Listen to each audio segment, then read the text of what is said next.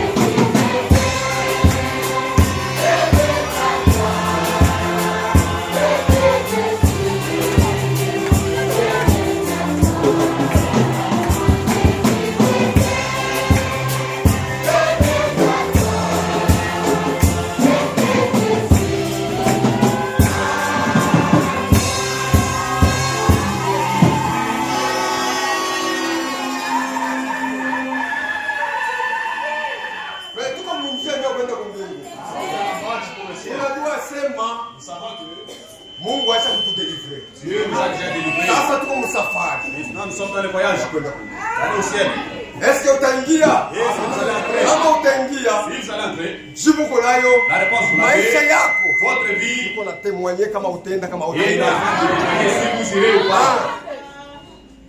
Hatuna bantu bakanisa. Nous ne sommes pas les hommes de l'église. Tu bantu ba makanisa. Parce que les hommes de Kama naacha l'église, kanisa Mutenke, s'ils abandonnent aenda les Lubumbashi, jukule ababuyu anaenda kusoma là, teka. on ne les connaît pas, ils commencent à faire des Mtu wa dégâts. kanisa. Parce qu'il est religieux. Anafika kukolwezi. Il arrive à Kolwezi. Anafanya madega. Il fait des dégâts là-bas. Anarudia. Il rentre. Anaingia tena huko. Il entre encore ici. Anekala. Il s'assoit. Aukosee mtu. Tu n'offenses pas l'homme. Unaikosea wewe moja. Là, tu t'offenses toi-même. Mungu Dieu asitaji kitu. n'a besoin de rien. Asitaji kitu. Il n'a besoin de rien. Amen. Ni Elohim. Il est Elohim. Eko ne jisifiri ye moja. Il se suffit de lui-même. Yote alijisifiri. Il Yote se suffit de lui-même. Il a kama tout. unakataa, Si toi tu refuses, Mungu asipoteze kitu. Dieu n'a rien perdu. Kama unaitika, Si tu crois, Mungu asipoteze Dieu kitu. n'a rien perdu. Sasa kama unaona kiburi kwa neno. Comment devenir orgueilleux à Kwa la kiburi Dieu? kwa neno ya Mungu. Tu t'enorgueillis à la parole de Ukifanya Dieu. kiburi ni wewe utapotea. Si tu t'enorgueillis, c'est toi qui seras Leo perdu. frère, Aujourd'hui, bantu frère, banaacha kifuguzio ya ujumbe. les gens ont abandonné le but du message. Banaacha kukombana na masitasio. Ils commencent à se quereller sur les Ile citations. citation Les citations, mal compris. besha kushikia mubaya. Mal compris. Banashikia mubaya.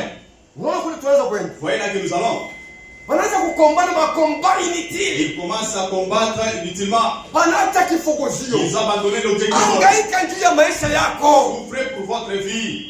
Hangaika maisha yako Souffrez frère. pour votre vie, mon frère. Kama uende frère, Si vous ne partez pas, uko mtu waole. vous êtes un homme malheureux. Ndugu kama uko watu wanapata ufunuo ni Il y shie. a des gens qui ont reçu la révélation, c'est Si vous. ndio Mungu anajatilia kuwazi C'est tunamjua à kile vous yako. que Dieu s'est révélé, nous connaissons ce qu'il est. Kwa watu wengine frère, À certaines personnes, eko nasema kwa vumbo. il parle avec des proverbes. Maki abamuvumbule. C'est-à-dire, il ne découvre pas. Mais wewe na mimi. Mais vous et moi, Tunajua sema nous connaissons Jésus-Christ. Jésus-Christ. Et Jean parle de l'Ancien Testament. Yehova agano za C'est kale, le Jésus-Christ de Nouveau ni Yesu Testament. Kristo wa agano jipya. Il est le même hier, Yeko sawasawa jana, aujourd'hui leo et pour toujours. na hata milele. Mungu atubariki. Que Dieu bénisse. Tulikuwa na message yetu, Nous avions notre message. la foi transmise au sein une fois pour toutes. Imani nilipewa watakatifu mara moja tunaishi. Tuliweka kombele ka frère. On a mis juste un frein là-bas. Juu kulikuwa tu mama ulizo tuamini. Parce qu'il y avait beaucoup de questions Sasa multiples. tulisema, C'est pourquoi nous allons dire, tutasema si le ministère de frère Frank. nous allons parler concernant Uduma et Ndugu Frank. Juu watu walikuwa na maconfusion sana. Parce que les gens ont beaucoup de confusion. Siku moja mtumishi mwingine anasema, Un jour, un autre serviteur de Dieu anasema dit, hii wakati ile wakati ya mabroshini, wakati ya maleta zisikilie. disant que pour ce moment, ce n'est pas le temps de brochure ni mabarok zunguka. Pengine na basi mashauri tunasomaka Frank, shini D'autres disent paka que nous mabroshini. n'allons pas lire Frank, uniquement les brochures. Paka watu wanaamini ujumbe. Ce sont les gens qui ont fait le Finalement message. tuko naenda wapi? Où est-ce que nous allons? Lakini confusion. C'est-à-dire, nous mouvuruko. Hawajui na kule bekonaenda. Ils ne savent pas Hawajui où na ils plan du salut. Ils ne savent pas même le plan du Ile Mungu salut. alipanga njoo Comment wokovu Dieu yetu. a planifié pour Ile le salut. alitayarisha njoo hii Ce safari. qu'il a préparé pour cette Kama marche. unasushia mkimoya, Si vous soutenez une chose, unabakia mungiza. là vous allez rester dans Unaona l'obscurité. Israel Voyez Israël, alijikuta mkutumwa jwani. il s'est retrouvé en esclavage. Pourquoi? Balisabu kufumbula utumishi ya Joseph. Ils ont essayé de découvrir le ministère de Joseph. Ile zawadi Mungu alileta katikati Et yao. donc Dieu avait donné par lui. Balikatala banayuzisha. Ils ont rejeté cela et Balikiwa vendre. frère babakia mu magumu. Ils se sont retrouvés dans une Kwa difficulté. Egypte kule ilienda. En Égypte, il est parti. Egypte inabarikiwa. L'Égypte était bénie. Wale wote wanakatala utumishi ya Mungu ile Cela. confirme. Qui refusent le Jua ministère sasa que Dieu a watajikuta confirmé, mungiza. ils vont se retrouver dans les ténèbres. Mungiza frère. Ils sont dans l'obscurité. Kwa maana tunapaswa kujua vile Mungu alipanga vitu C'est vile. pourquoi nous devons savoir comment Dieu a planifié les choses. Message. Ujumbe Ilikuwa ndio itoshe mu confusion. est venu pour nous faire sortir dans la Tukue confusion. mu même langage, Que nous ayons mseme umoya. même objectif, Kifukuzio kimoya. unité de l'esprit. Umoja wa roho. Donc ile message ilikuya. C'est pour cela que le message est Kwa venu. kanisa ilikuwa deja na mvuruko. Parce que les églises étaient confuses. Mungu asitaache kanisa yake ibakie mu Dieu ne confusion. peut pas laisser son église dans la Mungu confusion. alionaka bila kilema, Parce qu'il avait vu sans ride, bila kipunjo, sans tache, bila nini lolote. ni rien de semblable. Sasa kanisa itafika jemu ile hali. L'église atteindra comment cet Ni état-là? kupitia kwa ministère. C'est en passant par Mauduma. Ile ma ministère Mungu aliweka. Le ministère que Dieu a Juu ya passé. perfection. Dieu a kukamilisha Kanisa. l'église. Kanisa yatendre perfection. Que l'église puisse arriver Mais à la leo ma perfection. ministère inafanya nini? Mais aujourd'hui, que font les ministères aujourd'hui? Inaleta fujo mu Ça kanisa. amène des troubles dans l'église de Dieu. Mungu atubariki. Que Dieu nous bénisse. Tutasimama ndio kwa neno la Mungu. D'ailleurs, nous tenir debout pour le respect de la parole de Tutasoma Dieu. Josué chapitre 1 kuanzia kwa pale. Nous allons lire Joshua sura ya kwanza, mstari ya kwanza.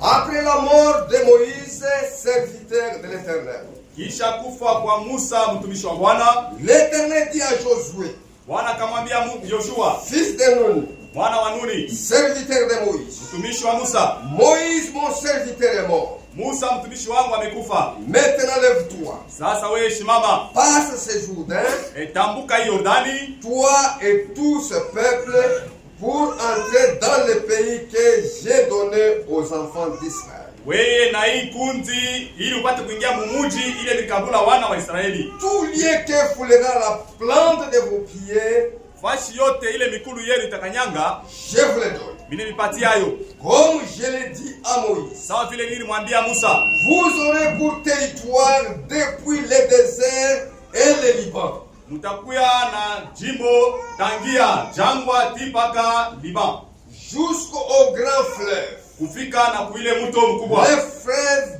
d'Ephrata.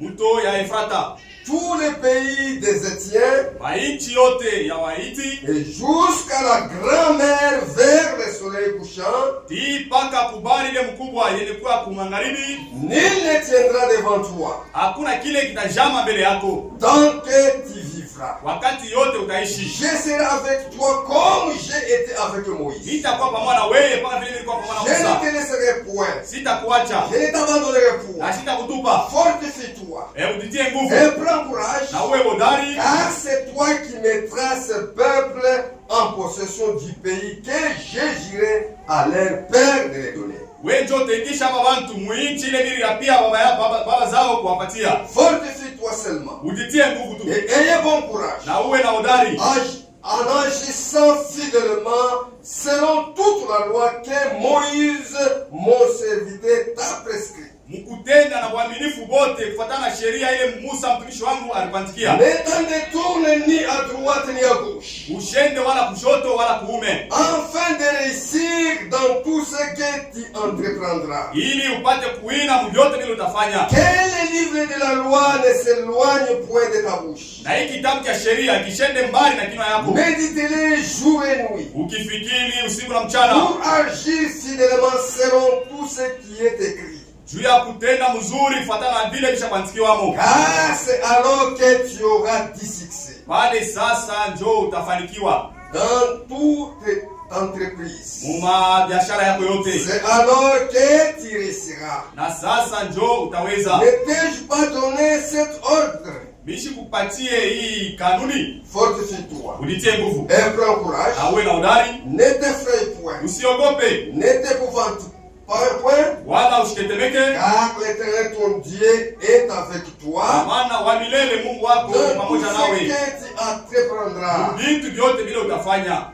Baba wa kumbingu, mfalme na mwokozi wetu, Père du ciel, notre roi et notre Mungu sauveur, mkubwa, Dieu puissant, ni wewe Yesu Kristo. c'est toi, c'est Jésus-Christ. Tunasoma maandiko. Nous lisons les Écritures. Hii maandiko iliandikwa kwa uwezo wa Roho Les Mtakatifu. Écritures ont été écrites par la puissance de Mtu Dieu. wote alisoma masomo Ou celui qui a étudié à l'école, anaweza kuvisoma. il peut lire. Na ule kuleta Mais matafsiri celui qui donne l'interprétation, ni Roho c'est le Mtakatifu. Saint-Esprit. Ndio kwa maana tunakomba C'est Bwana pourquoi nous te demandons, uingie Seigneur, mkazi, d'entrer dans la scène, utusaidie Seigneur. aide-nous, Baba, utuoneshe Baba kile unaandikia maandiko. montre-nous pourquoi tu as écrit ces écrits. Baba, bandugu na badada Et les frères et sœurs, wanaita manyumba, nous abandonnons la maison. wakati wanakuya huku Quand ils sont venus ici, hawakuwa kushikia mtu ils ne sont pas venus écouter l'homme. ndani ya mtu wa Kristo. Parce que dans l'homme, il n'y a rien de bon. Wanakuya we Mungu Ils sont venus pour que toi, upate Dieu, kusemezana kila mmoja que tu wetu. puisses parler à tout un chacun. Baba, Père, bariki mwanzo wa mkusanyiko bénis le début de ce culte mpaka kumwisho, jusqu'à la fin. jina la uwezo C'est dans le nom puissant na mwokozi wetu Yesu Kristo. et notre Amen. Sauveur Jésus-Christ le dit ainsi. Amen. Kulikuwa continuité ya ujumbe. Il y avait kuendelea na ujumbe. Mungu alipatia mission ya Moïse, mission na Moïse. Dieu a confié une mission à Moïse. Tosha watoto wa Israeli. Fais sortir les enfants Wende d'Israël. ukabengishe Moïse malako. Allez les faire entrer dans le pays de Moïse. Musa ndio alikuwa na ile mission C'est Moïse qui avait cette ya mission. kwenda kuingisha D'aller faire watoto entrer wa Israeli Moïse les malako enfants d'Israël dans la terre promise. mukana. À Cana. Mais Musa kuingisha Israeli katikati. Mais Moïse ne les a pas fait entrer. Vile Mungu yeye mwenyewe alipanga plan yake. Comme Dieu a planifié dans son plan, Mungu anarekipelea Moïse. Dieu a récupéré Moïse. Sasa Musa Josué anabaki hapa. Maintenant Josué restait. Maana Josué asikuwa na message nyingine frère. Josué n'avait pas un autre Mais message. Josué asikuwa na message yake Josué hapa. n'avait pas son message à lui. Maana ile message Toujours le message ilikuja na Musa. avec Moïse. Josué Josué anasema C'est ce message que Josué continue avec. Donc kwa maana alimwambia, C'est pourquoi il lui a dit, usiende ni ya gauche, n'allez pas voilà ni ya droite. voilà kuume, Ndio utaweza sasa. c'est alors que tu réussiras. Musa alishakufa. Moïse est mort. Ndio Mungu atumikake na wafu Parce frère. que Dieu ne se sert pas des morts. Mungu anatumikaka na wazima. Dieu se sert des hommes vivants. Mungu atumikake na wafu. Il ne se sert pas des Kama morts. unaanza kutumika na wafu, Si tu commences à travailler avec les morts, mtu aisha kufa, quelqu'un qui est mort, unaanza tu kumwevoke. veux l'évoquer, Wanamuita sasa unaevoke ba mort. on appelle que unaita bafu. Mungu kisha mtu kuisha kazi, Dieu, après qu'il a pu terminer son travail, il part au repos. Mungu anatumikaka na wazima. Dieu se sert des vivants. Kwa maana C'est pourquoi Mungu kifukuzio yake l'objectif de Dieu, ilishe Israeli mwinchi ya c'était baraka. de faire entrer Israël dans Mais le Musa anako tena. Mais Moïse C'est n'est ce plus. que Qui va le faire entrer? Ndio kwa maana waliamsha Josué. C'est pourquoi on a cité Josué. Josué, Yoshua, mtumishi wangu, Mon serviteur. mtumishi wa Musa. le serviteur de Moïse. Musa nako. Moïse n'est plus. Sasa wewe, Maintenant toi, ninakupatia mission. je te confie cette mission. Beba hii taifa. Prends ce peuple. Kaingisha mwinchi ya baraka. Faites-les entrer dans le pays de Niko promesse. nakuuliza. Je te demande, Kama ile siku si ce jour-là, watu walikatala Josué. le gens avaient refusé Josué, Batata kwenda wapi? est-ce qu'il pouvait aller où? Kama walimkatala Josué. Il pouvait refuser Asema Josué. sisi tunajua mpaka Nous, Moïse. nous connaissons uniquement Moïse. Sisi tunajua mpaka Moïse. Nous connaissons seulement Moïse. Est-ce que wale watu walipaswa kutembea? Est-ce que ces gens pouvaient se déplacer? Jibu ni hapana. La réponse c'est non. Jule alipointe Moïse, alipointe Josué. C'est lui qui a pointé Ni Mungu Josué. yeye mwenyewe. C'est Dieu lui-même. Ndio anasema Josué, Là-dessus. beba hii fwashi, Prends cet endroit-ci. ubebe watoto ya Mungu. Prends les enfants de Dieu. Uteremshe mwinchi ya baraka. Faites-les entrer dans le pays de Nitakwenda promesse. wapi kama niko na Musa? Je serai avec toi comme j'étais avec Moïse. Ule akonaongoza kanisa ya Mungu. C'est lui qui conduit l'église de Ana Dieu. mtu. N'est pas un homme. Mtu anaweza kupita. L'homme peut passer. Ndio kwa maana Biblia inasema C'est pourquoi il est dit, alainiwe wote. maudit soit Ule anatumania mtu. c'est lui qui espère dans l'homme. Ndio mtu kunapita frère. Parce que l'homme passe. Branham hajapita frère. Branham est déjà passé. Eko mapumziko. Il est au repos. Wakati Branham alikufa. Quand Branham était Message kuingie alikufa. Yoba kuingia na Mkongo. Il est mort avant que le message arrive au Congo. Sasa kama yeye ndio anaweza kuprepare. Si c'était lui qui Sio préparait alikufa mambo ni l'épouse, shendo les jours pale. de sa mort, l'affaire s'est Kile s'est kuna arrêtée. prepare pour. Ceux qui préparent l'épouse, Ni Roho Mtakatifu. c'est le Saint-Esprit. Ni Roho Mtakatifu. C'est le Saint-Esprit. Ili alishusha mkanisa. Il a descendu à Sasa l'église. Roho Mtakatifu. Maintenant, le Saint-Esprit. Iko natumika na watu. Travaille avec les Ule hommes. wanapointe. C'est lui qu'on a Kama pointé. unamkataa. Si vous le rejetez, Unakatala njoo Mungu. vous avez rejeté Dieu. Unakatala njoo Mungu. Vous rejetez Dieu. Njoo kwa maana inapaswa tirer attention. C'est pourquoi il faut tirer attention. Tujue kile tuko nafanya. Savoir ce que nous faisons. Hapa tuko nasema frère Branham ana. Au moins nous parlons, ne Na parlons frère plus. mwingine na ana. Même Franck, Tume hii waliuliza wakati mkomo. Sasa hivi frère Branham. comme Franck est mort Sasa aussi, itakuwaje? ça sera comment? Moi vile watu beka. Vous voyez comment sont les gens. Tasoma mbele mu document inaitwa Age de Smyrna. Nous allons lire dans les brochures intitulées Kizazi kia Smyrna. Age de Smyrna. Kizazi ya Smyrna. Page 5, paragraphe 19. Page Jacques 5, paragraphe 19. Dieu n'a jamais voulu que l'église soit dirigée par un homme. Mungu hajapenda kanisa yake iongozwe na mtu. Mungu hayapenda Dieu n'a jamais voulu en aucun kanisa jour yake et son église iongozwe na mtu. soit conduit par un homme. C'est Dieu qui dirige son église. Ni Mungu ndiye anaongoza kanisa yake. Et il la dirige au moyen des dons. Na yeye ndiye anaongoza kupitia mazawadi. Mazawadi inaleta kanisa. Et donc il a donné à l'église. Tout kile qu'on a dirigé na kanisa yake. Avec cela il dirige son église. Les dons de l'esprit. Mazawadi ya roho. Les dons de l'esprit sont dans l'église pour corriger les esprits. Mazawadi ya kiroho iko ndani ya kanisa juu ya kunyorosha maroho. Muko maroho Il y a nyingine. d'autres esprits là. L'esprit ingiza hapa kama D'autres esprits de tumesoma. ténèbres. Mujidi. Sio Il mkonaji s'est na glissé shida. parmi nous. Balijiingiza katikati yetu. Wale bantu condamnation yao ndio Le ndio gens zamani. que leur condamnation a été Ni écrite masikio longtemps. esprit. Ce sont les Donc kwa maana esprits kuko mazawadi C'est pourquoi il y a ya des dons. kuteste ndio kuvumbura ile pour maesprit. tester de découvrir ces esprits-là. Ile kone kifofile mu masomo Ceux ya qui Mungu. s'églissent parmi les enfants de Sasa Dieu. basi kuko esprit ya Mungu. Il faut qu'il y ait l'esprit Pourquoi de Dieu. mazawadi? Il faut qu'il y ait les dons. 5 dons. Mazawadi tano. Ile ma ministère. Le 5 ministères là. Il est Kuko mon tano. prophète, Il kuko y a docteur, kuko le évangéliste, kuko l'évangéliste, pasteur, le pasteur. ainsi de suite. Dans ingine 5 ile ndio ya kuedifier comme Christ. ya kujenga mwili wa Kristo. Ndio Mungu anatumika nayo. C'est avec cela que Dieu se sert. Il a établi 5 offices des ministères. Aliweka mahuduma 5 dans son église. mkanisa yake. Le premier, Ya kwanza celui des apôtres ya mitume ou missionnaires. wala bakubira bali njema. Les missionnaires, l'apôtre Wale kutembea kubira bali njema est mtume. appelé le plus élevé qui soit. Le mot missionnaire Ile msemo missionnaire signifie un envoyé. maana yake mtumwa, ni mtumwa. Apôtre signifie un envoyé. Apotre maana yake ni mtumwa. Je ne sais pas pourquoi ils ont choisi d'être appelés missionnaires. Nina chiwe namna gani ba chakula waite ba missionnaire. Néanmoins, ce sont bien des apôtres. Lakini bo ni ba mitume. Mungu aliweka mazawadi Dieu a placé les dons juu ya kanisa yake. pour son église. Leo mazawadi yanafanya nini? Mais aujourd'hui, qu'est-ce font les dons aujourd'hui? Mazawadi yanafanya nini? Les dons font Mazawadi ni tutrahi. Les dons nous ont trahis. Leo kuko bandugu yetu balikuwa na esprit Il dénominationnel. y a nos frères qui avaient les rois qui Zébu. Balitoka mais akili kwa Egypte. Ils sont sortis même l'esprit en Égypte. Ndio bale balicree mandeka mu Ce désert. sont eux qui ont créé les dégâts dans le désert. Corée d'Atan. Bale banaanza kuleta mamambo mu Ceux qui désert. avaient les troubles Ni bale dans le balisema désert. tunatoka mu Ce Egypte. sont les gens qui ont dit Mais qu'ils sont esprit sortis ya d'Égypte. Egypte tebeko nayo. Mais l'esprit de l'Égypte Ndio est bale dans eux. balisema, Ce sont eux oh qui ont dit tunatoka na mane. nous sommes fatigués avec la Tunatoka na manne. mane. Nous sommes Mu fatigués avec Egypte la manne. tunaanza kule na makonkote. En Égypte, on mangeait les Maonyo concombres, Texas. les oignons la Texas, Mangombe. des Leo veaux. mu désert. Mais dans le Musa désert ici, unafanya nini? Moïse, qu'as-tu fait de nous? Ndio bale ba frère. Ce sont ces frères-là Beko nafanya madeka. qui font les dégâts. Bale balijingiza. Ceux-là qui sont Sasa glissés. kama kuna batumishi wa kweli. S'il n'y a pas les serviteurs de Dieu véritables, Est-ce que tutafanya jema yake tutajiretrouver Nous allons kanisa retrouver ya Mungu wanaanza kuipasula. l'église Si de wewe Dieu unaona est kile divisée. Vous unapasula. voyez comment on déchire l'église de Dieu? Hapa kanisa. Ici, Hapa l'église kanisa là-bas, ya mabashi. l'église Na là-bas. si message ilikuwa tutoke mu confusion. Le message est venu pour nous faire sortir de la Tuko mu confusion. confusion leo. Comment sommes-nous dans la confusion jusqu'à présent? Tuko mu confusion leo. Nous sommes dans la confusion. Muchunge. Attendez. Mungu atafuta kuisha kazi. Dieu veut achever Unasikia son ministre œuvre. huyu wa justice ndio anasema. Le ministre de la Justice, vous avez entendu ce qu'il a dit? Anapoendelea kwa mambo makanisa. Il a pointé concernant les églises.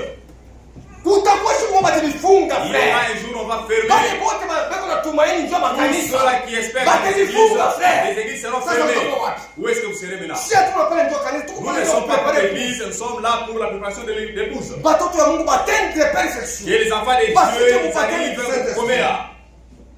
Tasoma mu Efesie. Ils ont à Epheso.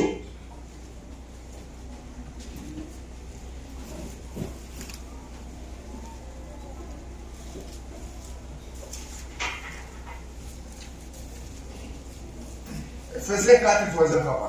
Wa Epheso 4 mstari wa kwanza.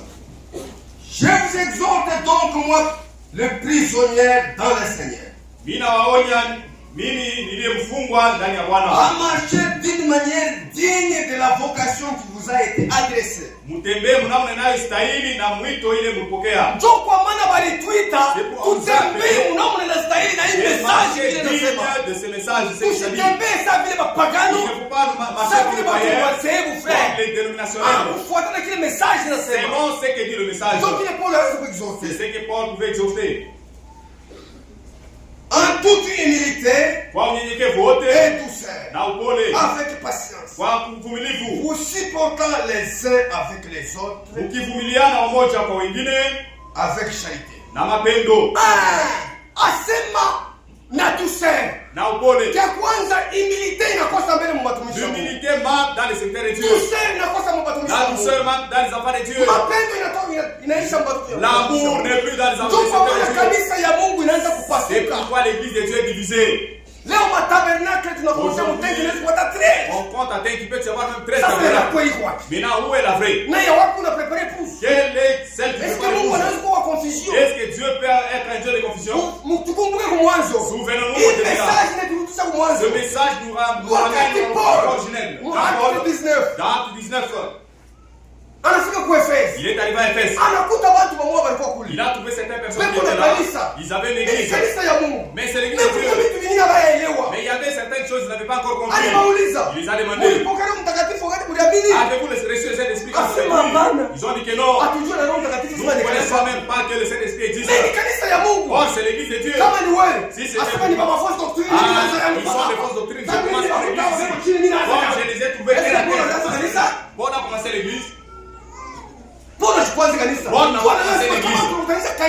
pale. Si nous trouvons Tunaenda l'église là, kusutenir ile œuvre. on va soutenir cette Mais œuvre wewe là. unakanisa œuvre iko hapo Mais déjà. toi, tu trouves l'œuvre là, tu commences ton Est-ce église que là. l'esprit de Dieu? Est-ce que le roi Mungu il est? Ni esprit ya Mungu? Est-ce que l'esprit de Dieu? Na tuko nenda wapi? Et où est-ce que nous allons?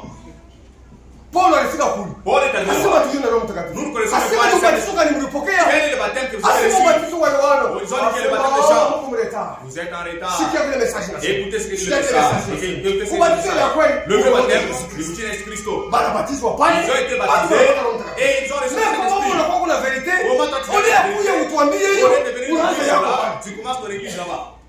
Esprit ya fujo. L'esprit de trouble. Asema avec charité. Vous s'efforçant de conserver l'unité de l'esprit. Mkifanya nguvu juu ya kuchunga ile umoja wa roho Par les liens de la paix. kupitia njia Est-ce que salama. unachunga? Est-ce qu'il garde Beko unachunga umoja Est-ce qu'il garde l'unité na salama. et la paix? Wale wanaitwa watumishi ya Mungu. Ceux qui appellent ces Beko unachunga hii unité. Est-ce qu'ils gardent cette unité Leo là? tuko wapi? Où sommes-nous aujourd'hui? Ndio kwa maana message. C'est pourquoi le message iko Ni juu ya nini? Pourquoi? Balikatala kupokea mtumishi wa kweli. Ils ont reçu Evambie vile Mungu anasema. pour qu'il leur dise ce que Dieu Mungu anaanza kuchunga. Brana mwenye acha Il a kufa. fallu Branham est Ili mort. basi sasa Il a fallu maintenant. kuje ule atendelishe ile kazi mpaka vile kwa C'est lui qui va mwanzo. continuer. Comme c'était au début. Mais ils l'ont rejeté. Comme ils l'ont Kwa rejeté, confusion yote il mnaona a leo. envoyé toutes les confusions ici. Hii makonfusion yote mnaona leo. Maana kupori. Ils sont en Basi brousse. kuacha njia. Ils ont quitté le chemin. Beko kupori. Ils sont en brousse. Beko natatone. Ils sont en train d'en Mungu passer. anafosa pengine changu ndio cha bien. Il fait Huyu exactement asema le changu mien ndio cha est bien. bien. Le mien Huyu est asema bien. changu ndio cha L'autre bien. dit que le mien Huyu est asema bien. changu ndio cha L'autre bien. dit que le Kia mien est bien bien. kia wapi? Où est le bien maintenant? Turudie kuniandiko. Revenons aux Écritures. Donc bien bien. C'est là où il y a des bonnes choses.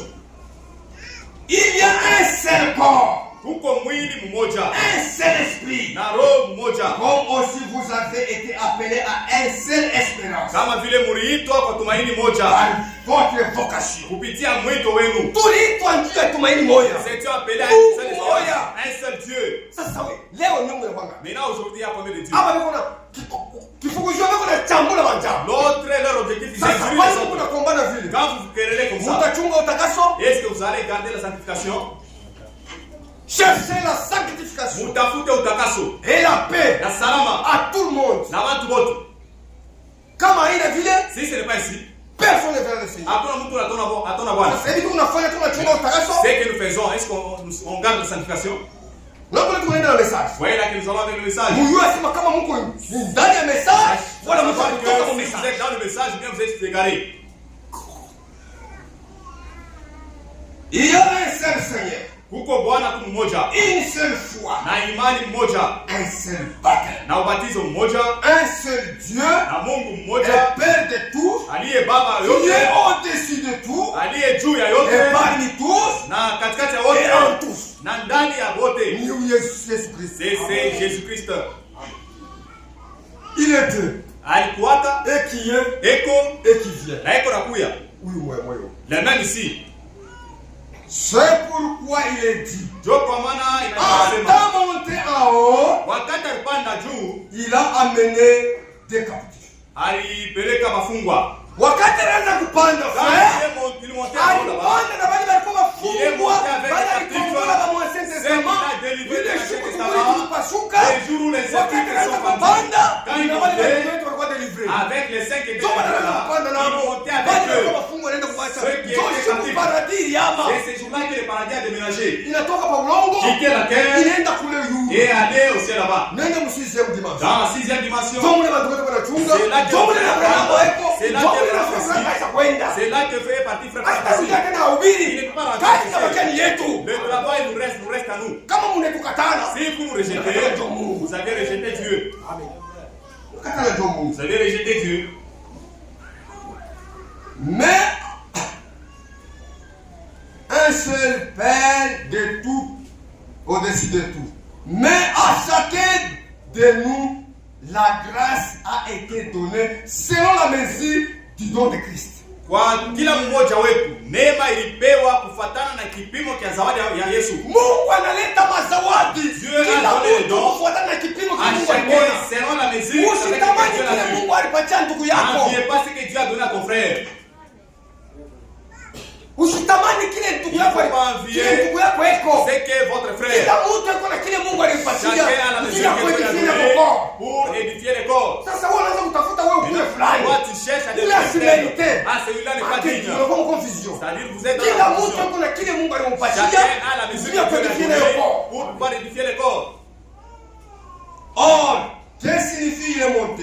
Kwa kuwa inamaanisha nini kusema C'est alipanda? sinon qu'il est aussi descendu dans les régions intérieures de la terre. Kama alishuka tena mpali pa chini sana pa udongo. Celui qui est descendu, Ula alishuka. c'est le même qui est monté Njoo moya moya tena alipanda. au-dessus de tous les cieux. Yule ya mambingu yote. Anabacha na yenende yule ya mambingu yote. Septième dimension. Mwile upana ya saba. C'est là où il est. Anabacha na sisi yenende upana. Il les a laissés dans le 6e ou le 7e. Au-dessus de tous les cieux. Yesu Kristo. C'est Jésus-Christ. Kisha kumaliza kazi. Après avoir achevé le travail. Afin de remplir toutes choses. Juu ya kutimiza kila kitu. Atimize kila kitu chote. Avant ya kurudia kubeba kanisa. Avant qu'il revienne prendre l'église. Atimize vyote. Il a fallu qu'il remplisse toutes choses.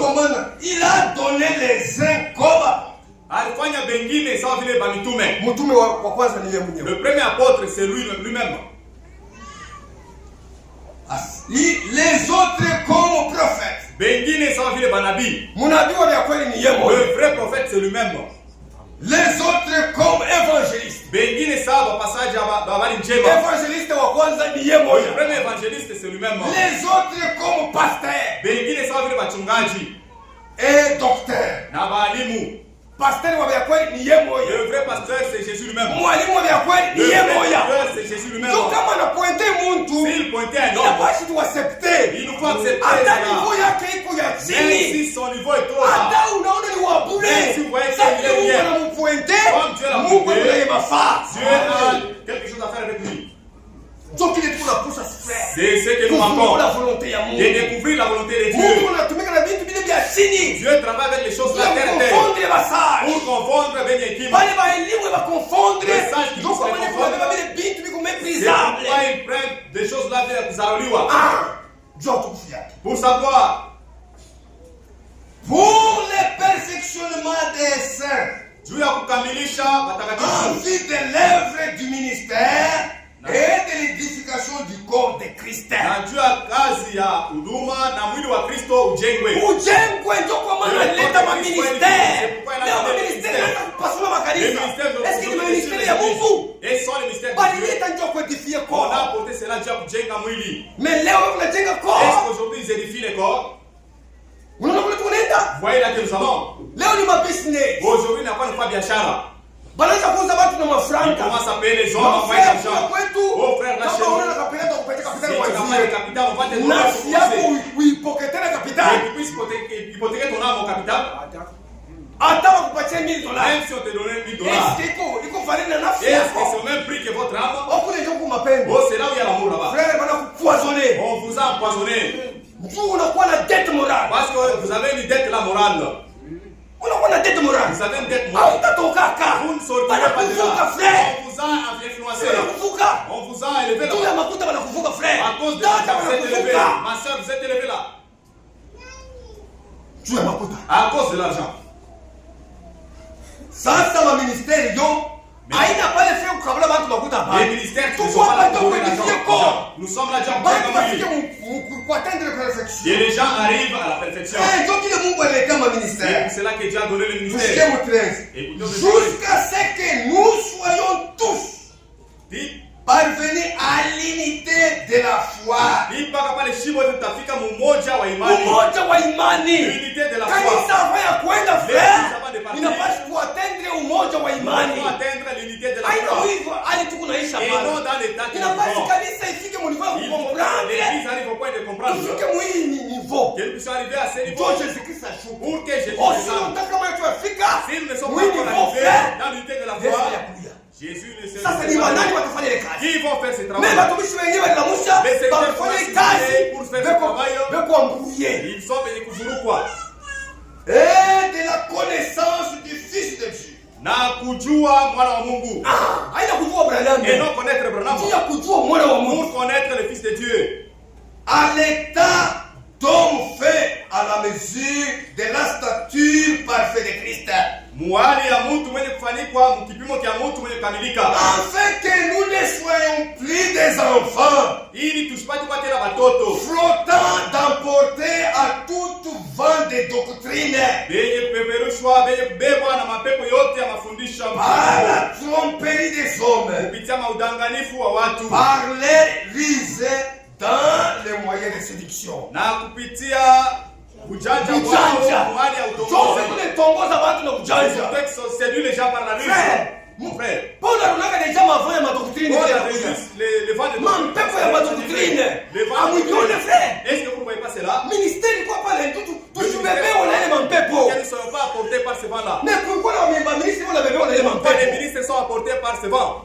Njia nini? Pourquoi? Abafuate plan d'Isali. Ils ne suivent pas les membres au coffre. Vile Mungu anatembea kanisa yake. Comment Dieu marche avec son église? Bali baki stationné wakati Branham alikufa kwa Ils sont sababu. restés stationnés Kwa shetani aliwakuta pale. C'est alors que les gens les ont trouvés, il les a Mais récupérés. si tulibaki na Joshua. Mais- Joshua anaingia mkazi Nous tunaona. sommes avec Josué, il est dans l'œuvre, il est Ndio afanye kutufikisha kule. Pour nous Mais baba faire alikuwa voir. stationné. Mais eux étaient Shetani stationnés. alikuwa anawarekupere. Le diable les a Analeta récupérés. mafuta ya doctrine. Il amène les mapepo mafundisho, Mapepo ya mafundisho. les vents de doctrine. Naona kuko evangile Voyez, iko il y a- vipande tatu. L'évangile se trouve dans 3 étapes. Inapaswa comprendre. Il vous faut comprendre. Kuko parole prophétique, Il y a maneno ya unabii, parole doctrinale maneno ya mafundisho et parole évangélique. na maneno ya Injili. injili. Sasa vile vyote Mais uyue toutes ces kila kitu choses-là, mwakati yake. il faut savoir chaque chose, le mettre à son temps. Kila kitu mwakati yake. Chaque chose Wala à son temps. hii ndio maneno ya unabii. Ile bali sema kwa Ceci sont les paroles prophétiques qui avaient été annoncées. sasa maneno ya evangile basi Maintenant, ihubiriwe dunia Les mzima. paroles évangéliques doivent être enseignées dans le monde Ndio entier. lazima cette bonne nouvelle du royaume Hii habari njema ufalme sera prêchée dans le monde itahubiriwa dunia mzima, pour servir de témoignage. sio kusaidia kwa ushuhuda, Alors viendra la fin. na kisha ndio mwisho itafika. Pengine hii ujumbe Peut-être ce message, wanaipokea d'autres l'ont reçu mtutu ya ushuhuda. pour le témoignage seulement. Aite bako. Ça ne peut pas les Mtu sauver. bakapata kushuhudiwa mzuri ile siku asema mlishikia. Pour qu'ils puissent témoigner que vous Pengine avez été. wanaipokea D'autres l'ont mtu ya reçu wokovu yao. pour leur salut. Ndio kwa maana ipasi tuendelee dunia mzima. Il faut qu'il Mtu kutakuwa judgment. parce qu'il y aura le jugement. Ndio ile judgment itakuja itafanyaka mtu. Ces jugements-là Ndio n'épargnent kwa la maana personne. pengine iba pate tu sabi le ushuhuda. D'autres doivent Est-ce que recevoir wewe le unapokea témoignage. ujumbe ndio ya ushuhuda? Est-ce que vous le recevez Wewe pour le unapokea témoignage wokovu yako. ou bien pour votre salut? Ndio kwa maana kama ulipokea ndio ya wokovu. Si vous l'avez reçu pour le salut, Tumika kwa wokovu yako. travaillez avec votre salut Na boka avec crainte na utetemeka. et tremblement. Huyo ndio Vous anakujongoza. devez savoir comment vous conduire. Hatuna watoto bako flottant. Nous ne sommes pas les enfants flottants.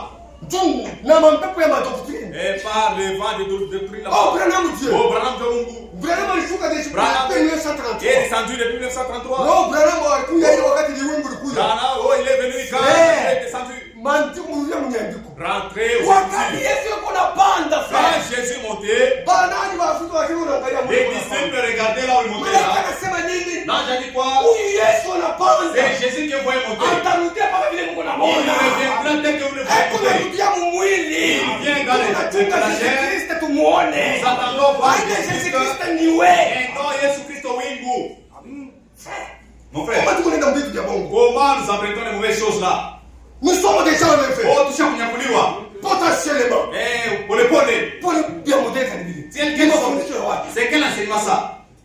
Siku ataonekana frère. Quand il paraîtra, mon frère, Tunapaswa tubadilike nous frère. devons être transformés. Nini yetu ibadilike Mais frère. pourquoi être transformés? Hatutakuwa tena tuko na zana. Nous ne mettrons pas au Tuko na monde. zana sema nous sommes en Vous effet. mettez au monde, vous dites que vous êtes enlevé. Jésus Christ est déjà venu. Oh, Yesu Kristo Kama est Yesu anakuja. Si Jésus est Na venu, kusachelewa. c'est-à-dire que vous êtes en retard. Kusachelewa sio Vous êtes en retard. Qu'est-ce que vous faites? unachunga tena nini? Qu'est-ce que vous Sisi attendez? tunachunga. Nous nous Tutamuona. attendons. Nous le Eko. verrons tel qu'il est. Wakati kuna kuja frère. Quand il revient, Na cri. Et le Watu cri. wetu ndio tutaona na Branham ile siku. nous verrons même Branham ce jour-là. Atafufuka mkaburi. Il restera Sasa tutamwona. Batu wetu walitangulia tukiwaona. frères, ils ont Bwana passé walitangulia les kufufuka frère. C'est son, il Na yeye reste tunachunga premièrement. ufufuko frère. Il attend aussi la Sasa résurrection. kama unachunga ufufuko. S'il attend Kama la unamwabudu résurrection, sana Mungu. comment vous l'adorez comme Dieu? Unaona tunaenda? Vous voyez là que nous allons. Ndio kwa maana C'est pourquoi tuyue programu yao. nous devons savoir le programme de Dieu. Tuyue kile Mungu Sachant ce que Dieu eko nafanya kudunia. est en train de faire au monde. Tutasoma mu Mathayo chapitre 10:40. Nous allons lire Matthieu sura ya 10 mstari wa 14.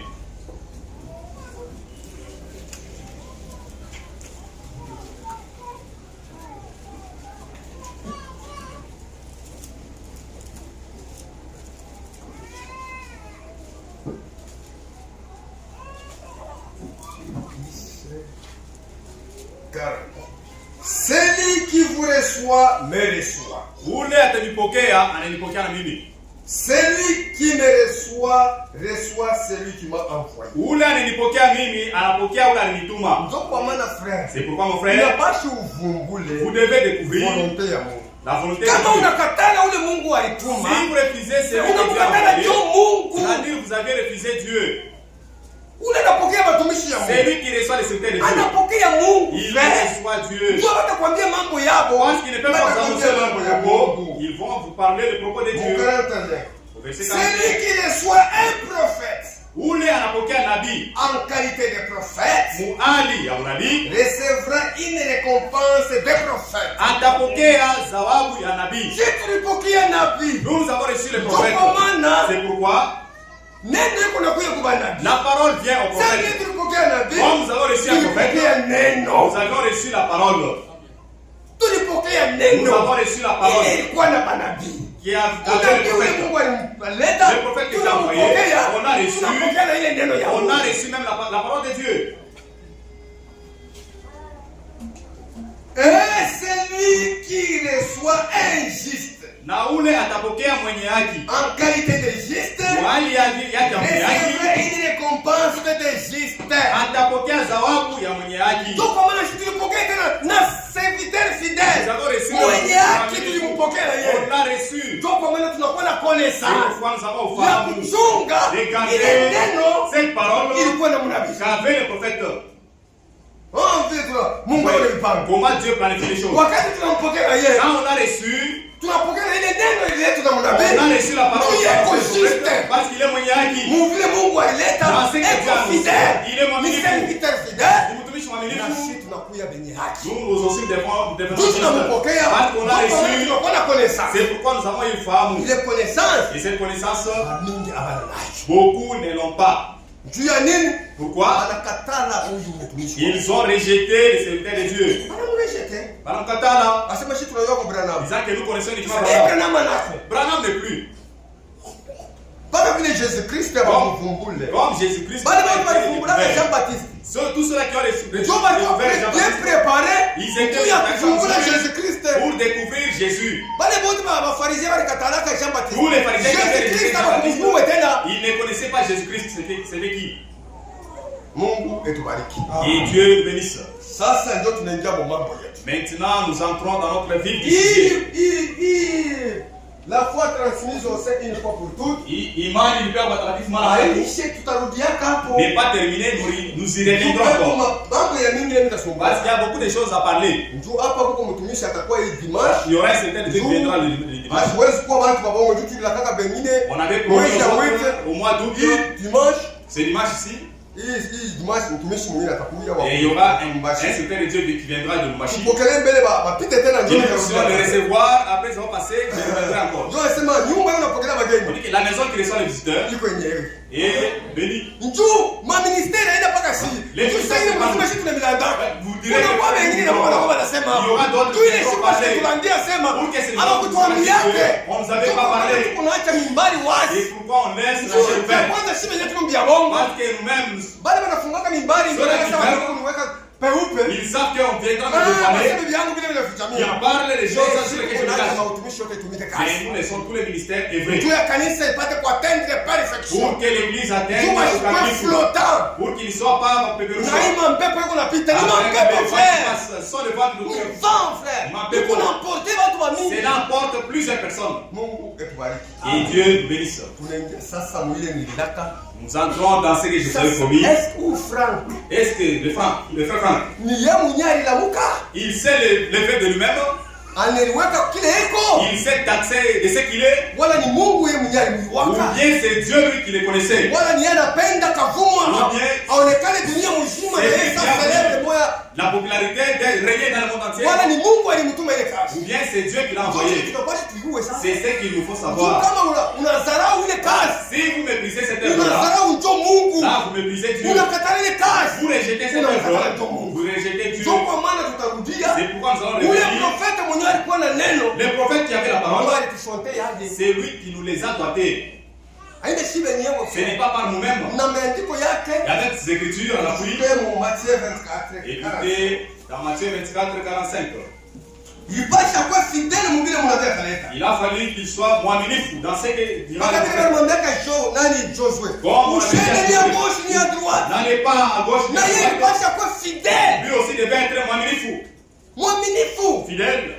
Kubile Mungu alikonfie prophète. À ce que Dieu a confié au Na yeye prophète. ni transmettre kama prophète anakuwa ni transmettre. À la face du prophète, abilete na yeye na mwaminifu wote. Matthieu 24:45. Mathayo 24 mstari 45. Nasema hivi. Il a dit ceci. Quel est donc le serviteur fidèle Basi ni nani aliye mtumishi mwaminifu et prudent na mwenye akili? que son maître a établir si ces gens. Ule bwana wake alimweka juu ya nyumba yake, Yule bado. juu ya watu wake, Pour leur donner la nourriture au temps convenable. juu ya kupapatia chakula mwakati wenye kufaa.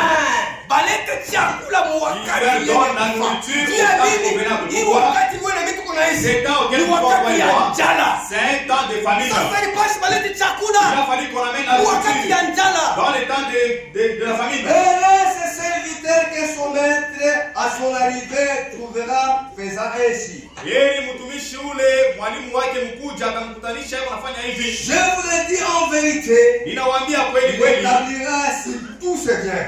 atamweka yule mali yake yote. Mais si c'est un méchant serviteur Kama ni mtumishi mwa mubaya, qui dit anasema à lui-même, ndani yake mwenyewe, mon maître tarde à venir, bwana wangu anakawia mkuya, il se met à battre les compagnons. na anaanza kupika watumishi wenzake, S'il mange et boit avec les ivrognes, na anaanza kula na kunwa na walevi. le maître de ce serviteur viendra Bwana wa huyu mtumwa atakuja un jour où il n'hésite pas. mushiku ile yeye atawazia, Et à l'heure qu'il ne connaît pas, na musaa ile yeye ashijue, il les mettra en pièces. na atamkatakata vipande vipande. Unaona message wakati nakawia. Quand le message Bana tard, unasema eti nakawia. parce que le maître Wanaanza a kurudia sasa tulikuwa mleta. commence à rentrer Wakati message ilikuja frère. Quand le message est Bakujisha venu, maekran, kwanza kuangalia na maekran on kule ne yangalia. voyait pas les écrans Kama par le fait. diploma balipasula Il y a des frère. gens qui ont déchiré leur Fuata diplôme. histoire ya message. Suivez l'histoire du message. Kama diploma balipasula. Le diplôme a Mais été non, déchiré. tu faut mwerevu. Oh, on était dans l'erreur. Banaona bila kawia. Il voit qu'il a Frère, tardé. banaanza kufanya bioske Il sasa. commence à faire les kiosques. Mukanisa banaanza kucreate mtu activité mwana kuendesha Faire des frère. activités pour faire entrer l'argent. Donc kwa maana kuna kwa manuvel lumière. Pourquoi il y a Banaanza les kuwa premiers? leo. Il commence à boire Banaanza aujourd'hui. kukombanisha watumishi ya Mungu Il ya commence à kweli. combattre Mungu ce Mungu texte. leta. Oh, vous êtes en retard. Oh, hamuna. Hamuyapata Vous ufunuo. n'avez pas encore reçu la révélation. Mungu babebe Oh, Pentecôtiste. c'est là, vous êtes les bébés pentecôtistes. Hii wakati batu mami anakawia maître. C'est dans ces temps où le maître Donc a kwa maana tardé. nipashi bakute serviteur fidèle. Il faut qu'on trouve un mtumishi mwaminifu. Donc kwa maana nipashi frère achunge message vile Branham Il alileta. a fallu qu'il garde le message comme le Donc kwa prophète maana a annoncé. tunakuwa na hii connaissance. Et pourquoi nous avons cette connaissance? Ndio tulimpokea frère. Parce que nous avons Anatoriente mzuri. Il nous a bien orientés. Yeye ndio aliishi na Branham. C'est lui qui a vécu avec Branham. Alikuja na Branham. Il a mangé Mimi avec lui. sikuona ke Branham. Moi, je l'ai Mimi jamais sikuishi vu. Branham na Branham. Je l'ai pas Yeye vu alikuwa avec Branham lui. mzuri. Mais lui, le connaissait très bien. Il a Anakuja na avec lui dans la voiture, il mangeait avec kuna lui. ushuhuda ya kuambia C'est sio comme il y Branham. a des témoignages de vous dire concernant Na Branham. wewe unamkata. Mais vous les rejetez. Yeye ndio kuna ushuhuda C'est lui qui a les kuambia Branham kile. témoignages de vous dire ce que Yeye Branham. mjua mzuri Branham. Parce qu'il les connaissait très bien. Siku moja yeye Mungu anampatia vision frère. Un jour, Dieu a donné une vision. Kwa Alemani kule alikuja. En Allemagne, où il était. Asema wewe weka na wewe depo ya kuja. Mais en magasin, Ile mambo alimwongea na Branham. c'est là il avait parlé à Wewe Branham. ukasema Monsieur Slayer. Allez, il va le donc wetu wakati. C'est que Sasa na yeye Mungu anamwambia. Dieu lui a dit. Anaanza kama karoti. Il a commencé Est-ce que wewe naenda kwa à magasiner les Même cartons. jana ina. Or, il n'y avait pas de famille. Alikuwa obligé ende akamwone Branham. Il était obligé d'aller voir Branham. Wakati anaenda. Quand il est parti, Anafika saa leo. il arrive comme Asema aujourd'hui. Branham alitoka. Ah, Branham est sorti. Anaregrete. Il a Alifika ni regretté. samedi. Il était arrivé peut-être un certain Asema samedi. Branham ashatoka. Branham est déjà sorti. Samir pia sema nipate kwa majibu. Je suis venu pour trouver la réponse à lui. Anaenda kuingia mkanisa. Il est entré dans Sasa l'église. kanisa ilikuwa na moto. Comme l'église avait une puissance, Profesia inatoka. la prophétie est sortie. Asema wakati unakuja kutafuta mtumishi wa Mungu. Quand tu viens chercher le secret de Dieu, Sio kupatia majibu yako. pour qu'il te donne la réponse, Kwa tranquille. soyez tranquille. Mtumishi atakuja. Le secret viendra, Utapata majibu tu yako. trouveras ta Anakuwa réponse. konsolé. Il était à la farijoa, Anachunga. il a gardé Dimanche la anakusanyika. les dimanches Kuna il katika s'est réuni. frère na anakuja. Il fait jour, le frère est venu. Ati frère Branham alikuja. Quand il était de retour, Anaanza kusumbulia. ils ont commencé à partager. Anaanza kwenda sasa ku restaurant. Après, ils partaient au restaurant. Bali comme batatu mu moto. Ils étaient 3 dans le véhicule. Pourquoi Sotman? Il y avait Sotman Na Bankswood. et Bankswood. Jo mashuhuda walikuwa. Ce sont les témoins qui étaient présents. Hapo nenda ku restaurant. Ils partaient au restaurant. Anaenda ku restaurant. Quand ils partaient au restaurant, Branham ndio kwa kufura. ces frères qui étaient au volant, Beko nasumbulia. ils étaient en train de Bali ingia causer, mu restaurant. entrer dans le restaurant. Frère Branham anaanza kusema. Frère Branham a commencé à parler. Il parlait de la prophétique. Il lui a parlé beaucoup de choses. Sasa frère Frank. Maintenant, frère Mais Frank, alikuwa eko occupé na dossier ya mambo. lui aussi était occupé par son dossier. Sasa alipenda sema au frère Branham niko nataka kuuliza. Frère Branham, j'ai une question à te poser. Frère Branham anasema Frère tete. Branham a dit qu'il a dit, Nikala kimya. Mimi na yote leo nafuta. je connais ce que tu veux demander. Profeta wa kweli. Un vrai prophète. Kwa maana C'est pourquoi. anasema je suis le vrai témoin de le prophète. Niko mshuhuda wa kweli cha unabii. Anasema ikala kimya. Tais-toi. Ile Mungu alikonesha. C'est que tu as mon Ah, Dieu. tu comprends. Tu n'as pas compris cela. Ah, tu Tu n'as comprends. pas compris. Anaanza kumuonesha mbele vision. Il a commencé à lui parler de la vision qu'il a Ile vue. frère Frank aliona. Que Frère Frank avait vu. Kwa Allemagne. À l'Allemagne là-bas. Anamuonesha sema. Il lui dit, Bali kuambia ndio kwa decorer. on t'a parlé d'emmagasiner la Unaweza nourriture. kuweka makaroti. Tu as commencé à magasiner les carottes, les pommes. Yote bila haina Tout yote cela. hapa. Ce n'est pas ça. Ile chakula bara kwa La nourriture qu'on t'a Ni dit, message ndio c'est le message que je prêche. Ni message ndio. C'est le message que je Wewe ndio prêche. utarudia na message kwa C'est toi qui vas rentrer avec ce message en Allemagne. Ni message ndio. C'est le message que je prêche. Uchunge Garde. na ya mwisho récupérer. Et les dernières prédications, tu vas prendre. Juste sema na Je restais juste. Ah, c'est vrai. Mungu anamwambia vyote bila Dieu lui a tout dit. C'est qu'il alikuwa avait confiance. confiance sana mtumishi. Il avait la confiance au serviteur. Yesu alikuwa naye. C'est Mais le wewe ndio unataka message. kukataa. Toi, aujourd'hui, tu commences à le rejeter. Pengine ule mhubiri wako ule unakwambia haya akikutendea kama moto kama Ton prédicateur te parle. Il n'a jamais marché avec lui dans le shuhuda monde. mwakaleta. Il n'a aucun témoignage. Ndio shuhuda mwakaleta. Peut-être que moi, je n'ai pas de témoignage à raconter sur lui. Ndio ndio alikufa pengine una mwaka mmoja. Branham est mort peut-être quand j'avais une année. C'est 2 ans. Peut-être 2 ans. Anakufa sasa. Il est mort. Alinihubiriwa. Maintenant, où est-ce qu'il m'a prêché? Ndio kwa maana kazi ya Mungu. C'est pourquoi l'œuvre Hata ya de mtu ni ya Dieu Mungu. n'est pas d'un homme, mais c'est l'œuvre de Inatembea Dieu. mu uwezo ya Mungu. Ça marche dans la puissance de Dieu. Wakati alimwambia vile. Quand tu as parlé ainsi, Asema hii message. ce message Itarudia kwa Allemagne. doit rentrer en Allemagne. Ndio kwa maana sasa tutachungulia sasa. Munabii mwenyewe vile anaanza kusema Nous sasa. allons parler concernant ce que disait le prophète lui-même. Prophète anaanza kusema nini? Qu'est-ce que disait le prophète? Mwanze kuandika njumu shikakude na tu. Prenez bonne note pour que vous n'ayez pas de troubles.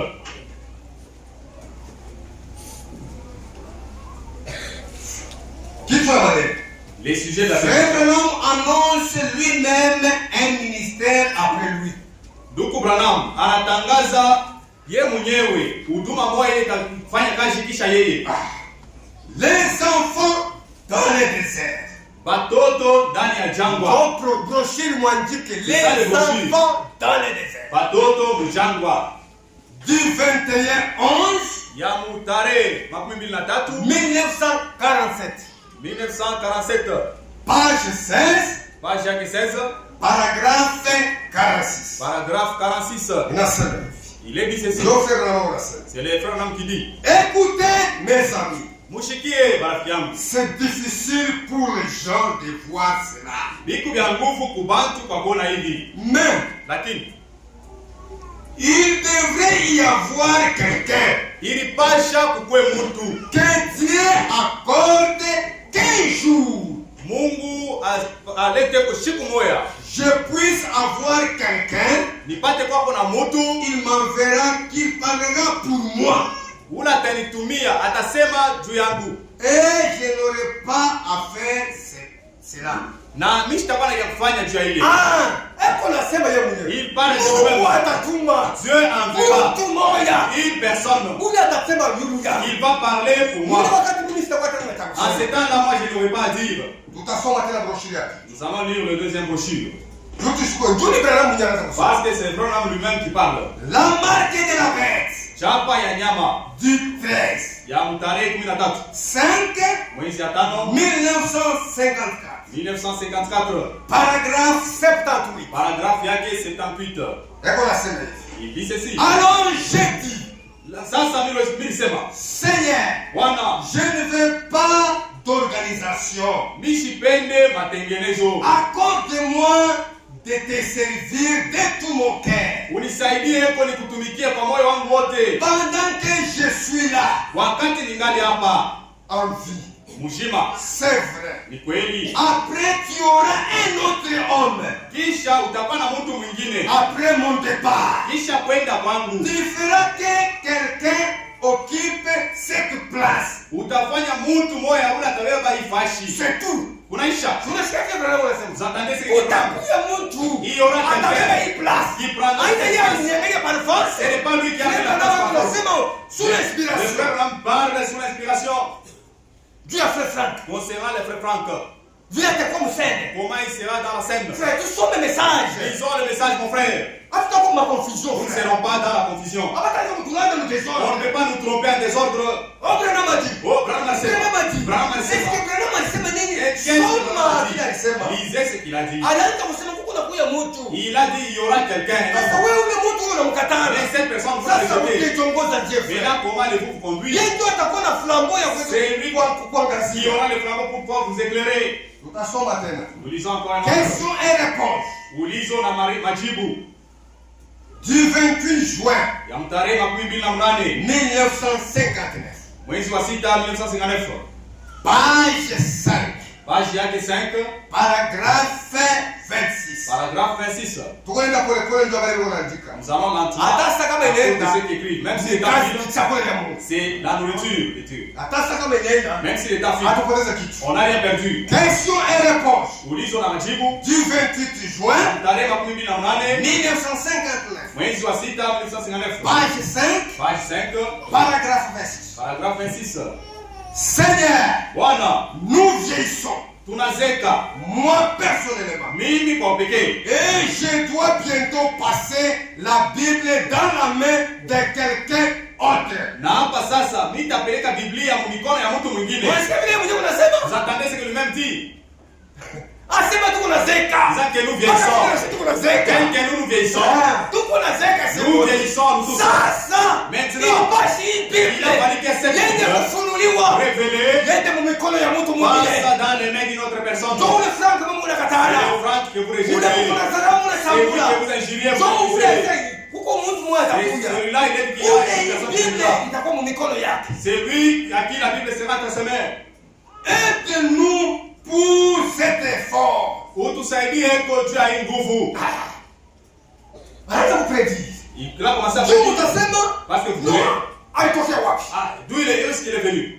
Kama unaamini message. Si vous croyez le Kama message, unaamini sasa Branham alikuwa profeta wa si vous kweli. croyez que Branham était le Itika na yeye véritable, anaanza kusema. croyez même ce qu'il dit ici.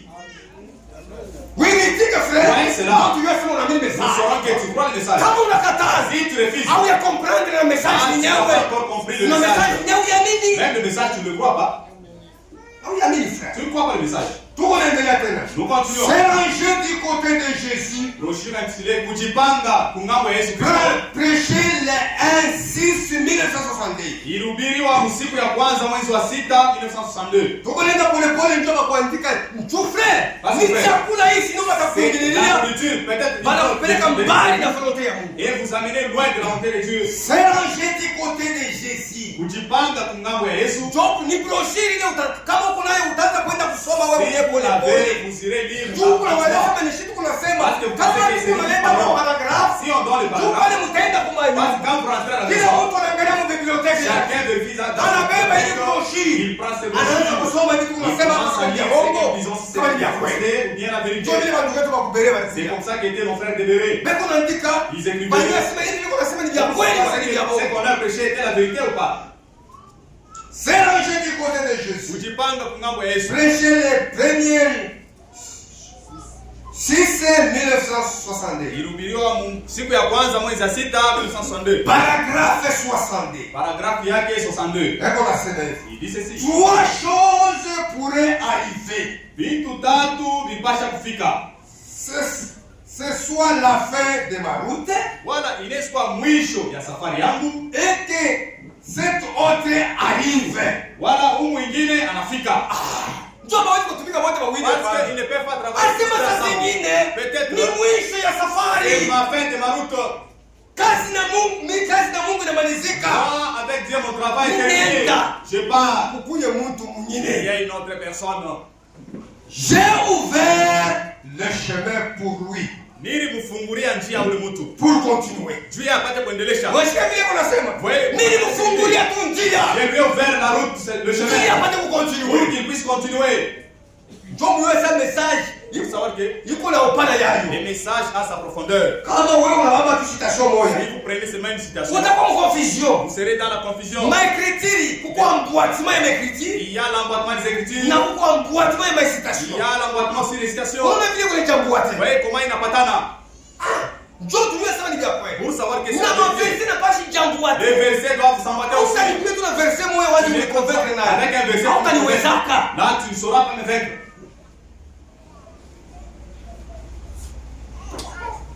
Car rappelez-vous, Kwa maana mkumbuke, celui qui vient prêchera, ce sera sur la parole.